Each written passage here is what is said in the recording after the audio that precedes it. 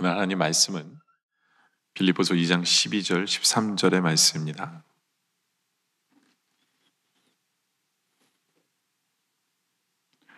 제가 봉독하겠습니다.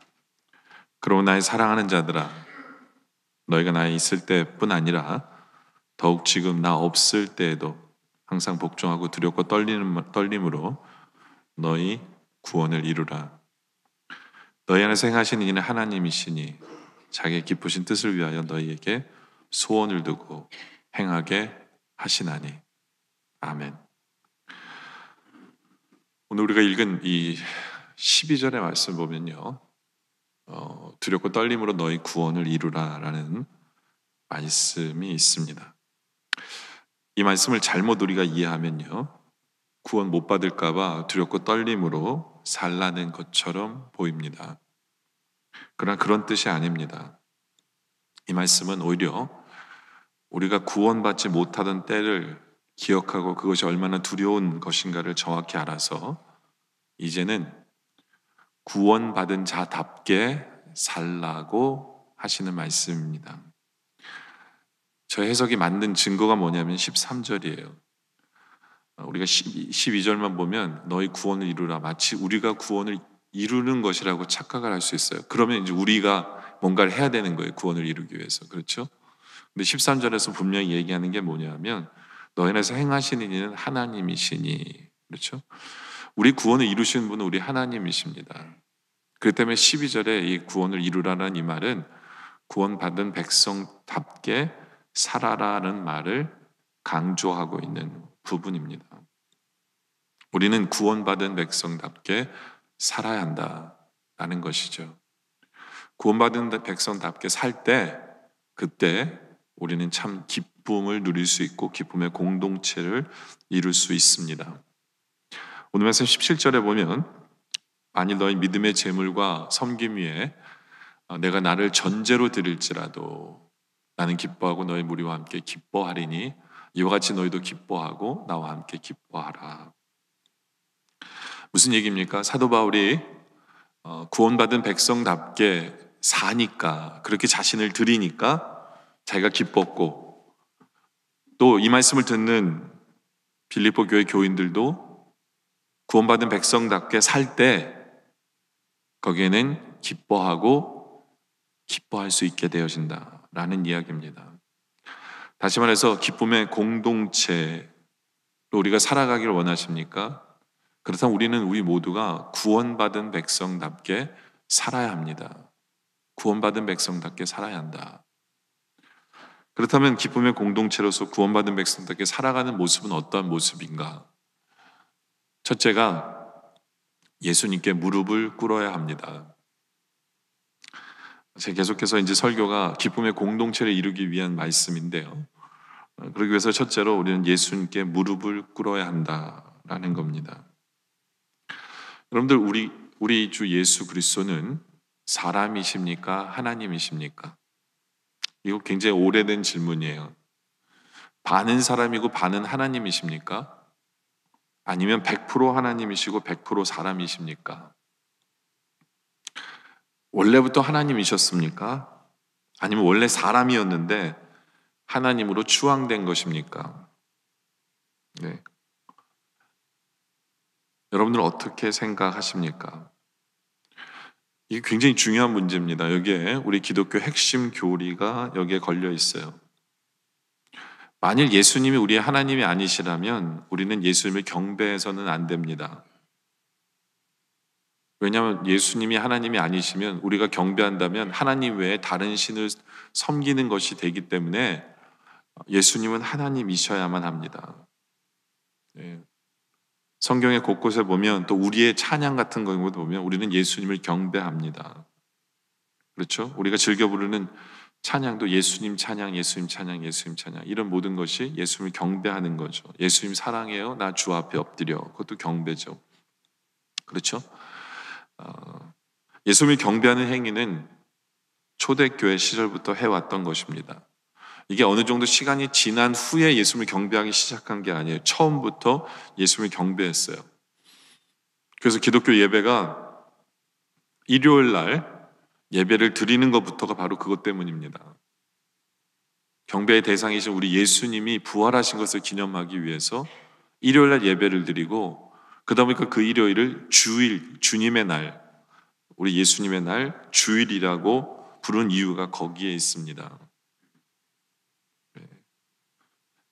예수님이 하나님이냐 하는 이 문제는요, 언제부터 신학적으로 이 문제를 다루기 시작했냐면 이단 아리우스 주의를 통해서입니다. 이 아리우스라는 사람이 알렉산드리아 주교 출신인데, 이 사람이 갑자기 헷가닥했는지 예수님의 신성을 부인하기 시작합니다. 그러면서 예수님이 인간이었다고 주장하기 시작합니다. 그러면서 예수님의 신성이 논란이 되기 시작합니다. 아리우스는 오늘날의 여호와의 증인 같은 거예요. 그런 이단이죠. 그렇죠? 근데 주교가 이런 이야기를 하니까 기독교가 발칵 뒤집힙니다. 그래서 열린 것이 니케아 회의예요. 교회 지도자들 전체가 모여서 의논하고 발표합니다. 그것이 바로 니케아 신조인데요. 이 신조에 의하면 예수 그리스도는 하나님과 본체요, 하나님 아버지와 본질상 동등되다 라고 발표를 합니다. 헬라어로 호모우시온이라는 말인데 본질적으로 동등하다는 말을 씁니다. 그리고 니케아 회의 이후에 본격적으로 사용되기 시작한 용어가 뭐냐면 One God in Three Person이에요. 삼위일체, 한 분 하나님이신 분이 세 분의 인격체라는 뜻을, 삼위일체를 본격적으로 사용하기 시작합니다. 근데 이거는 니케 회의에서 결정한 게 아니라 성경에 쓰여져 있는 얘기입니다. 성경에 본래부터 쓰여져 있는 얘기예요. 사도 바울 같은 경우에도 보면, 예수님 같은 경우에 보면 예수님이 제자들에게 모든 족속으로 제자를 삼고 아버지와 아들과 성령의 이름으로 세례를 베풀라고 거기 삼위일체가 나오죠. 또 사도 바울 같은 경우에 보면 고린도후서에 보면 예수 그리스도의 은혜와 하나님 아버지의 사랑과 성령의 교통하심이 너희 우리와 함께 할지어다라고 우리가 축도하는 내용이 담겨 있죠. 물론 삼위일체라는 말을 쓰진 않지만 거기에 삼위일체가 다 등장을 합니다. 그리고 예수님 부활하신 이후에도 제자들의 모습을 보면 그분을 뵙고 경배했다라고 이야기합니다. 도마가 예수님인 것을 확인한 후에 도마의 고백이 이거죠. 나의 주 나의 하나님이시니 라고 주님 앞에 고백을 합니다. 그 때문에 우리 주님이 하나님이시라고, 하나님이 아니라고 주장한다면 여러분들은 신약을 거부하는 거고, 그렇죠? 성경을 거부하는 것입니다. 예수님은 하나님이십니다. 그렇다면 우리 예수님은 본인이 하나님이심을 스스로 인식하셨느냐? 물론이요. 그렇죠? 우리 예수님은 본인이 하나님이심을 알고 확실히 증거하십니다. 그래서 요즘 우리가 보는 마가복음에 보면요, 생명의 산 보면 예수님께서 내 죄를 사하노라 라고 이야기하죠. 중풍병자 걸린 사람에게 내 죄 사함을 받았느니라. 그때 사람들이 이 사람이 누군데 하나님이 하는 죄 사함을 이 사람이 얘기를 하고 있지? 왜냐하면 하나님이시니까 예수님은 그 얘기를 하실 수 있는 거예요. 그렇죠?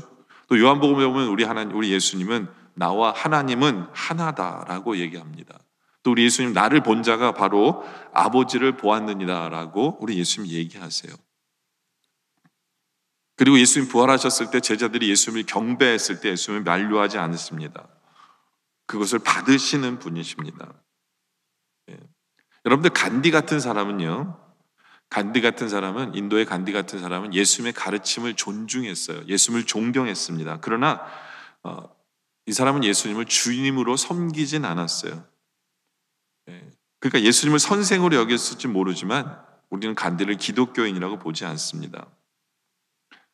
많은 자유주의자들, 세속된 종교가 실수하는 것이 바로 그거죠. 예수 그리스도를 그냥 훌륭한 스승으로 간주합니다. 그냥 참된 인간의 가장 본이 되는 분, 이렇게 이야기를 합니다.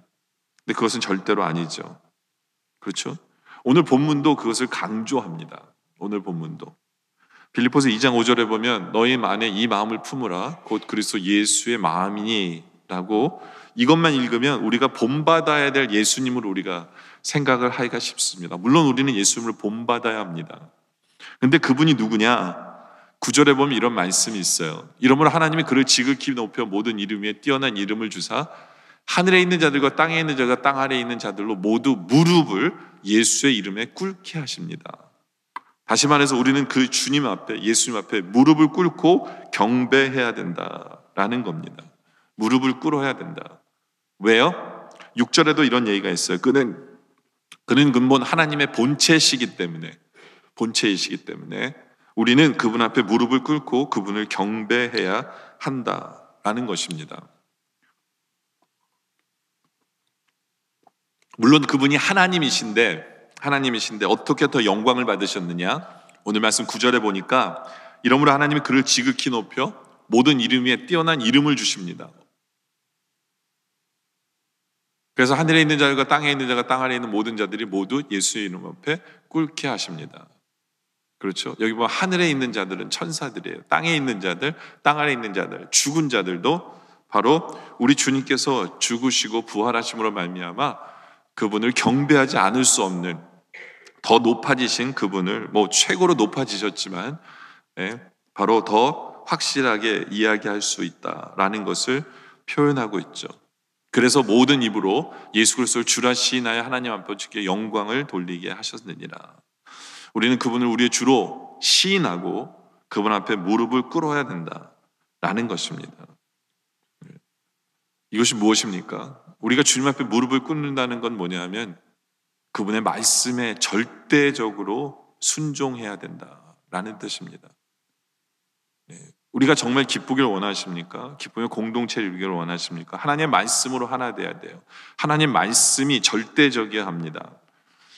하나님의 말씀 앞에서 우리는 절대적으로 순종해야 한다라는 거죠. 예수 그리스도의 말씀 앞에서 우리는 절대적으로 그것을 인정하고 나아갈 때 그것이 바로 기쁨의 가장 큰 요소다라는 거죠. 철저한 순종과 요구가 필요하다라는 겁니다. 참 안타까운 것은 우리의 입술로는 주님 앞에 무릎을 꿇는다고 얘기하면서 실제로는 우리는 정말 주님의 뜻 앞에서 우리가 무릎을 꿇고 순종하고 있는지를 돌아볼 필요가 있습니다.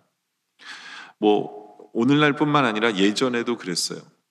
예전에 그 칸스탄틴 기독교를 국교로 만들었던 그 황제, 이 사람이 기독교를 받아들이고 전쟁에서도 십자가를 앞에 내세워서 전쟁에서 승리를 합니다. 근데 이 사람은 끝까지 죽기 직전까지 세례를 받지 않습니다. 왜냐하면 자기가 세례를 받으면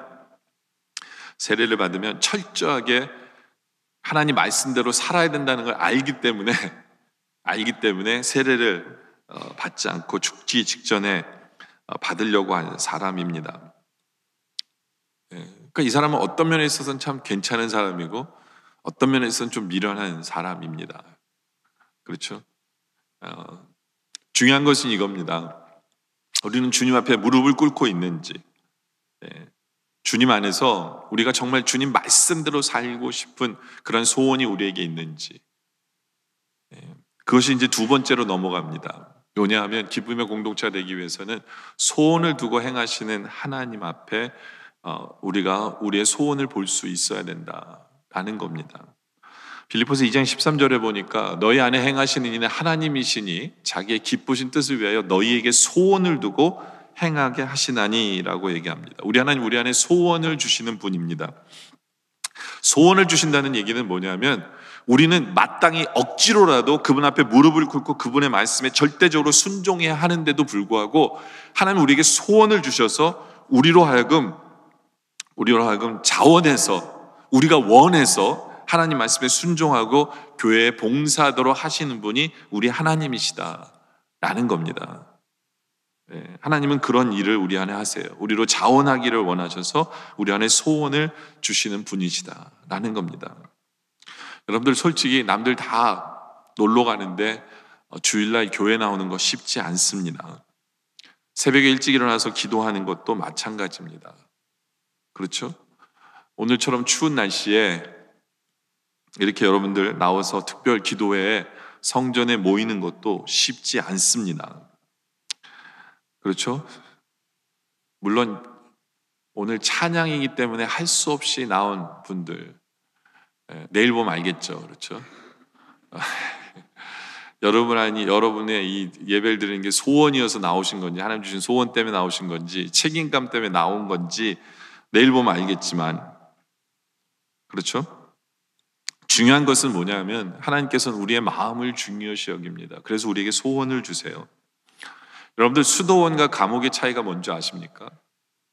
둘 다 자유의 제한을 받고 정해진 일과에 따라 생활을 해야 돼요. 그러나 감옥은 한시라도 내가 빠져나올 수 없어요. 답답해서 견딜 수 없는 곳이고, 수도원은 평생 있어도 즐거운 곳입니다.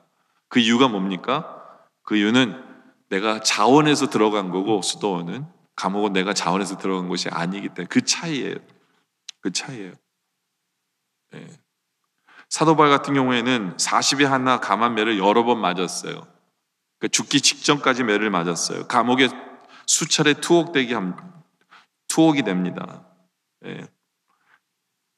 그러나 그런 고난 속에서 사도 바울은 기뻐합니다.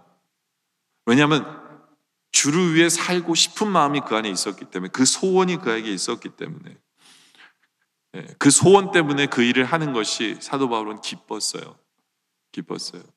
저는 우리 성도들이 바로 그런 모습이길 원합니다.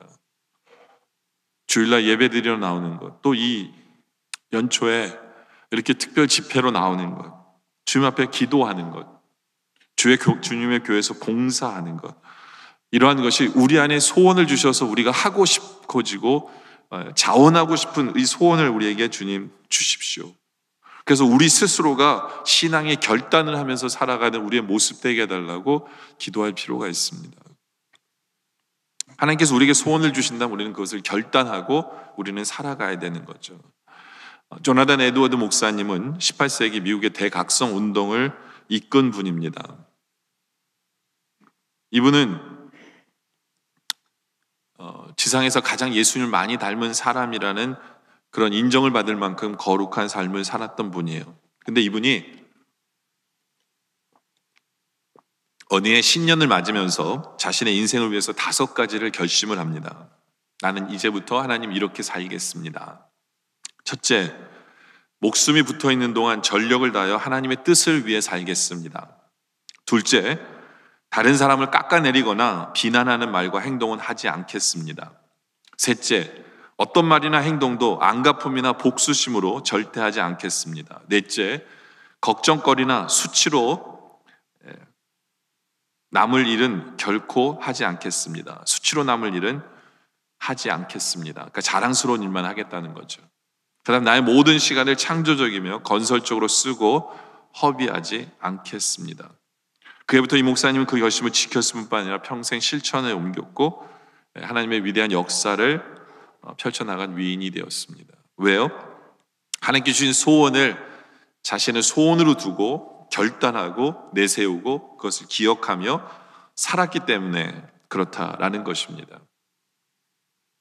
여러분들, 우리가 어떤 일을 성취하기 위해서는 3가지 중요한 점이 있어요. 첫째는 초심이 중요하고요. 둘째는 열심이 중요하고, 셋째는 뒷심이 중요하다라고 이야기를 합니다. 근데 이 중에서 제일 중요한 건 뭐냐? 초심이라고 사람들은 얘기합니다. 그 이유는 초심 속에 열심과 뒷심이 담겨 있기 때문에 그렇습니다. 초심이라는 것은 우리가 어떤 일을 할 때 처음에 품은 마음이에요. 처음에 다짐하는 마음. 정말 순수하게 주님을 사랑하는 마음으로 여러분들이 초심을 정하는 것. 우리가 새해가 되면서 우리가 하나님 안에서 하나님 우리에게 주신 소원을 가지고 초심을 정하는 것은 너무나도 중요합니다. 독일어 곁에는 첫 단추를 잘못 끼우면 마지막 단추도 잘못 끼울 수밖에 없다라는 말을 하는 것처럼 우리가 초심에 이 새해 이 말씀을 들으면서 주님이 우리 안에 주신 소원으로 우리가 결단을 하는 그런 우리의 모습이 있기를 원합니다. 주님, 저는 올해 제 인생에 있어서 주님, 저는 이제부터 이렇게 살겠습니다라는 그 주님이 주신 소원을 결단하고 주님과 약속하는 우리들이길 원해요. 억지로가 아니라 주님이 나 안에 소원을 주셨기 때문에 그러한 결단을 하는, 자원에서 결단하는 우리의 모습이기를 원합니다. 그럴 때, 그런 성도들이 함께 할 때 우리의 공동체는 기뻐할 수밖에 없는 기쁨의 공동체가 된다라는 거죠. 그러면서 사도 바울은 3번째로 우리에게 얘기합니다. 원망과 시비가 없이 하라라고 이야기합니다. 빌립보서 2장 14절부터 16절에 보면 모든 일을 원망과 시비가 없이 하라라고 사도 바울은 이야기를 하고 있습니다. 원망과 시비가 없어야 돼요. 여러분들 공동체 안에서 공동체를 파괴하는 것은 내적인 분란입니다. 그것은 원망과 시비로 나타납니다. 원망과 시비는 일찍이 출애굽했던 이스라엘 백성들이 약속의 땅에 들어가지 못하게 했던 것입니다. 그들은 하나님께서 불기둥과 구름기도 인도하심에도 불구하고 주님을 원망합니다. 그들에게 매일매일 만나로 먹을 것을 주시는데도 그들의 원망은 끊임없었어요. 그들은 모세와 아론의 지도력을 인정하지 않고 오히려 그들에게 원망과 시비로 공동체를 흔들었어요. 그렇죠? 그랬을 때 결국에는 민수기 21장 5절에 이런 말씀이 있어요. 백성이 하나님과 모세를 향하여 원망하되 어찌 우리를 애굽에서 인도하여 이 광야에서 죽게 하는가? 이곳에는 먹을 것도 없고 물도 없도다. 우리 마음이 이 하찮은 음식을 싫어하노라 하며 여호와께서 불뱀들을 백성 중에 보내어 백성을 물게 하심으로 이스라엘 백성 중에 죽은 자가 많았다라고 얘기합니다. 원망, 이것이 결과입니다. 원망이 결과예요. 여러분들 교회 생활을 하면서 여러분에게 혹시 원망과 시비가 가득하지 않습니까? 뭐 가득하지 않더라도 여러분 안에 원망과 시비가 혹시 여러분 안에 있습니까? 그러면 정말 우리 스스로가 돌아봐야 됩니다. 네. 왜냐하면 이것만큼 공동체의 기쁨을 깨뜨리는 것이 없기 때문에 그래요. 네. 물론 여러분들 인간이 모인 공동체이기 때문에 완전할 수는 없어요. 여러분 마음에 다 들 수는 없습니다. 그렇죠? 네. 그러나 그것이 원망이 될 때 하나님은 가장 싫어하십니다. 물론 여러분들은 그래요. 그렇게 얘기할 수 있어요. 교회가 좀 플랜도 잘 세우고 이런 걸 탁탁했으면 이런 문제가 없었을 텐데라고 여러분들 생각하기도 할 수 있어요. 근데 여러분들 우리가 분명히 알아야 될 것은요. 교회는 하나님이 다스리시고 하나님이 이끄시고 하나님이 역사하시는 곳이에요. 여러분들이 사람을 원망하는 것처럼 보일지 모르지만 결국엔 그것은 하나님께 포인트하는 거랑 똑같아요. 여기에 문제가 발생하는 거예요. 여기에 문제가. 교회는 하나님이 다스리시는 곳이기 때문에 사람을 원망하는 것처럼 보이지만 결국에는 그렇게 되게 하신 것도 하나님이 되어져 버리기 때문에 자칫 잘못하면 하나님을 원망하는 것과 똑같이 되어져 버립니다. 그때 우리는 원망과 시비가 없어야 돼요. 오히려 우리는 모든 일에 어떻게 되느냐? 빌립보서 2장 3절의 말씀처럼 살아야 돼요. 아무 일이든지 다툼이나 허용으로 하지 말고요. 오직 겸손한 마음으로 각각 자기보다 남을 낮게 여겨야 돼요. 저 사람의 생각이 나보다 나을 거야 그래도. 네. 나보다 남을 낮게 여기는 거예요. 네. 여러분들 항상 바로 이 마음이 우리에게 필요합니다. 가만 보면요, 교회는요, 누가 틀리기 때문에 싸우는 게 아니에요. 저 사람이 죄를 졌기 때문에 싸우는 게 아닙니다. 죄를 졌기 때문에. 분명한 죄가 있으면요, 예? 그건 싸울 필요도 없어요, 교회는요. 예? 싸울 필요도 없어요. 보면 둘 다 맞아요. 둘 다 맞아요. 그래서 싸움이 일어나는 거예요. 둘 다 맞기 때문에. 예. 근데 어떻게 하면 안 싸우지 않은, 어떻게 하면 원망이 없느냐? 저 사람이 나보다 낫다라고 생각하면요, 안 싸워요. 내가 더 맞다라고 생각하기 때문에 싸우는 거예요. 예. 원망과 시비가 없어야 돼요. 스퍼전 목사님이 어떤 청년이 하나가 찾아왔어요. 목사님, 제가 이 교회 저 교회를 다녀봤는데요, 문제가 없는 교회가 없습니다. 저는 문제가 없는 완전한 교회를 찾고 있는데요, 혹시 목사님 찾으면 저에게 알려주세요. 그러면 제가 그곳에서 평생을 봉사하며 살기를 원합니다 라고 목사님에게 얘기를 했어요. 그때 스퍼전 목사님 껄껄 웃으면서 어떻게 말씀하셨냐면, 참 좋은 생각입니다. 완전한 교회를 찾거든, 당신도 완전한 교회를 찾거든 나에게 꼭 얘기해 주십시오. 그런데요, 한 가지 부탁드리고 싶은 건, 혹시 당신이 그 교회를 찾으면 당신은 절대로 그 교회를 나가지 마십시오. 왜냐하면 그 좋은 교회를 나쁜 교회로 만들 거기 때문에 라고 이야기를 했습니다. 여러분들, 완전한 교회는 없어요. 오히려 완전한 것을 구하는 그 마음에서 불평이 생기는 거고 원망이 생기는 거고 시비가 생기는 거예요. 그것이 교회를 어렵게 하는 마음이에요. 좀 불편해도 완전하지 않은 것을 인정하고 오히려 상대방을 나보다 낫게 여기고 돕고 하나 되게 힘쓰면, 네, 그러면 기쁨의 공동체가 되는 거예요. 여러분들 부부 사이에서도 마찬가지예요. 부부 사이에서도 아내가 완전하기를 요구하십니까? 그러면요, 그 가정 절대로 행복하지 않아요. 완전한 것을 요구하죠. 완전하지 않은 가정 속에서 그래도 내 아내가 나보다 낫지, 이렇게 살면 그 가정 행복해요. 네. 잔소리같이 들려도 그래, 그가 한서 들을 말이 있지, 내가 참 부족하지, 내가 참 모자르지, 네. 이렇게 생각하면 그 가정은 행복해요. 근데 완전을 요구하면 그 가정은 절대로 행복해요. 교회도 마찬가지예요. 교회도 마찬가지예요. 원망과 시비가 없어야 돼요. 상대방을 나보다 낮게 여겨야 돼요. 네. 왜 이렇게 살아야 되는 줄 아세요? 왜 나보다 낮게 여겨야 되고 왜 원망과 시비가 없어야 되냐면, 이게 굉장히 중요한 이유가 뭐냐, 14절에 보면요, 모든 일에 원망과 시비가 없게 하라. 그 이유가 뭐냐, 15절에 이는 너희가 흠이 없고 순전하여 어그러지고 거스르는 세대 가운데 하나님의 흠 없는 자녀로 세상에서 그들 가운데 빛으로 나타내기 위해서요. 그러니까 여러분들, 우리가 원망과 시비가 교회 안에 있으면 우리는 세상 속에서 빛을 못 발해요. 우리가 완벽하기 때문에 빛을 발하는 게 아니에요. 우리가 세상에서 교회로서 정말 기쁨의 공동체가 되고 세상에서 빛이 되는 교회가 되길 원하세요. 그러면 교인 한 사람 한 사람이 원망과 시비가 없으면 돼요. 네. 원망과 시비가 없으면 돼요. 불평이 없으면 된다는 얘기예요. 교회 성도들이 불평이 없으면 그 교회는 세상에서 빛이 돼요. 빛이 돼요. 그리고 불평이 없으면 16절에 생명의 말씀을 밝혀 나의 다름질을 헛되지 아니하고 수고도 헛되지 아니하여 그리스도의 날에 내가 자랑할 것이 있게 하려 함이라. 무슨 얘기입니까? 교회 안에 원망이 없고 불평이 없잖아요. 그러면 교회가 빛을 발하고 생명의 말씀이 밝혀져요. 생명의 말씀이 세상에 드러나게 되는 거예요. 생명의 말씀이. 굉장히 중요한 내용이에요. 중요한 내용이에요. 우리 교회가 세상에서 능력 있는 교회로 서길 원합니까? 그렇다면 원망과 시비가 없어야 돼요. 불평이 없어야 돼요. 우리 교회 다니는 성도들이 영락교회 정말 너무 좋아요. 너무 감사하고요. 모든 게 좋아요. 여러분들 이러고 세상 속에서 살아보세요.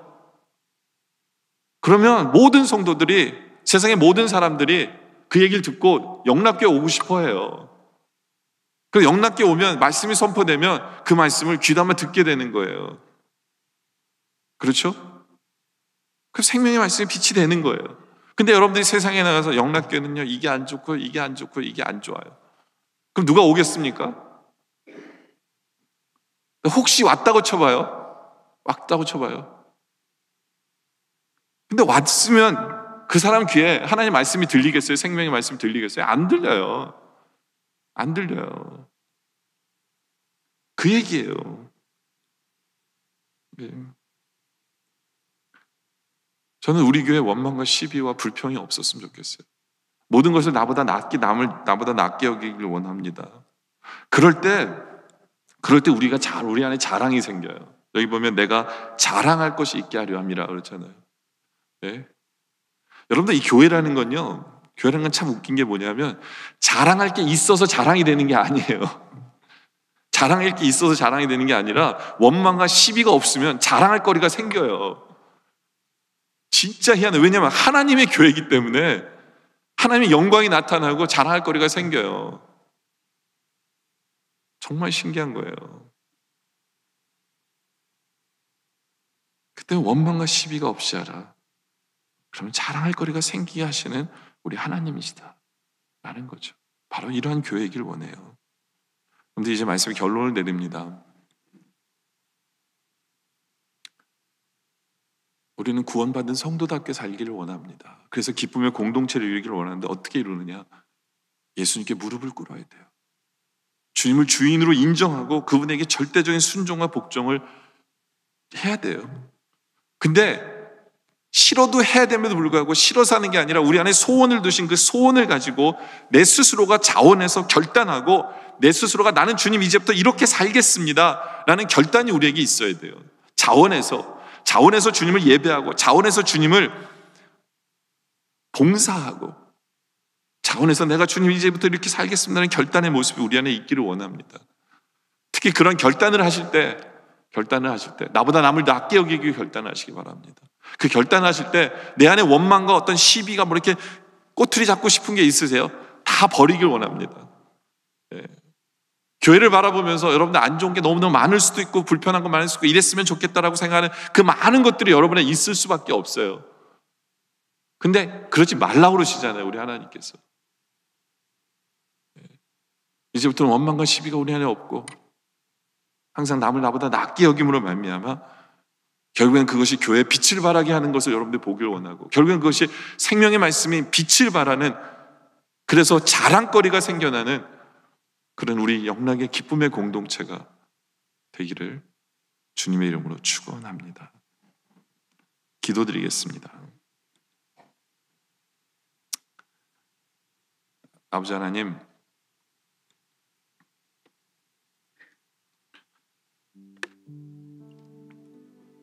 주님이 하나님이십니다.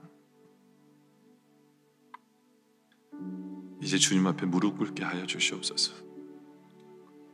주님은 나의 주인이시기에 무릎 꿇고 절대적으로 주님께 순종하고 주님만을 예배하며 살아야 되는 우리들, 억지로라도 그렇게 살아야 되지만 하나님께서 이미 우리에게 또 소원을 주셨기에 이제 그 소원으로 자원해서 결단하게 하여 주시옵소서. 자원해서 주님을 예배하고 자원해서 주님을 봉사하고 싶고 자원해서 내가 마땅히 살아야 될 부분들을 결단하며 올 한 해를 시작하게 하여 주시옵소서. 혹시 우리 안에 원망하고 싶고 꼬투리 잡고 싶고 시비거리 잡고 싶은 그러한 모습이 조금이라도 있다면 아버지 하나님 그거 다 내려놓게 하여 주시옵소서. 다른 사람을 나보다 다 훨씬 낫게 여기게 하여 주시옵소서. 겸손케 하여 주시옵소서. 그래야 교회 안에 원망과 시비가 없어짐으로 말미암아 우리 영락교회가 세상에 빛이 되는 교회 되게 하여 주시옵소서. 주의 몸된 교회가 생명의 말씀이 빛을 발하는 그러한 교회 되게 하여 주시옵소서. 그래야 우리 영락교회가 자랑 있는 교회 되게 하여 주시옵소서. 주님의 자랑이고 하나님의 자랑이고 우리 성도들에게 자랑인 우리 교회 되게 하여 주시옵소서. 바로 그 안에서 우리 모두가 하나 되어 기쁨을 누리는 그러한 공동체 되게 하여 주시옵소서. 예수님의 이름으로 기도드립니다. 아멘.